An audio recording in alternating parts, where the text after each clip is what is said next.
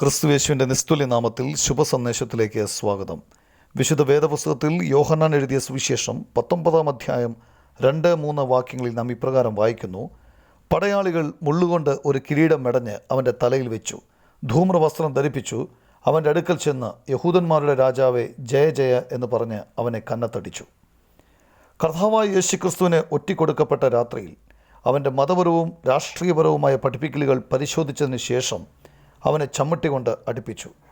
പിന്നീട് പടയാളികൾ അവൻ്റെ തലയിൽ മുള്ളുകൊണ്ട് ഒരു കിരീടം വെച്ചു, ധൂമ്രവസ്ത്രം ധരിപ്പിച്ചു. കർത്താവായ യേശുക്രിസ്തു പീലാത്തോസിനോട് പറഞ്ഞിരുന്നു, എൻ്റെ രാജ്യം ഐഹികമല്ല. അവർ അവനെ കിരീടവും രാജവസ്ത്രവും ധരിപ്പിച്ചു. യഹൂദന്മാരുടെ രാജാവെ, ജയ ജയ എന്ന് പറഞ്ഞ് അവനെ പരിഹസിക്കുകയും തല്ലുകയും ചെയ്തു. അവനെ മാനസികമായും വൈകാരികമായും പീഡിപ്പിച്ചു.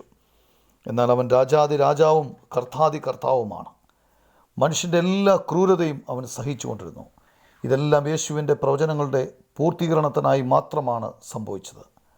സർവ്വ മാനവരാശിയുടെയും രക്ഷയ്ക്കായി താൻ ക്രൂശിൽ യാഗമായി മരിച്ചവരുടെ ഇടയിൽ നിന്നും 3-ാം ദിവസം ഉയർത്തെഴുന്നേറ്റു. ഈ യേശുവിനെ രക്ഷിതാവും കർത്താവുമായി സ്വീകരിപ്പാൻ ദൈവം നിങ്ങളെ സഹായിക്കട്ടെ.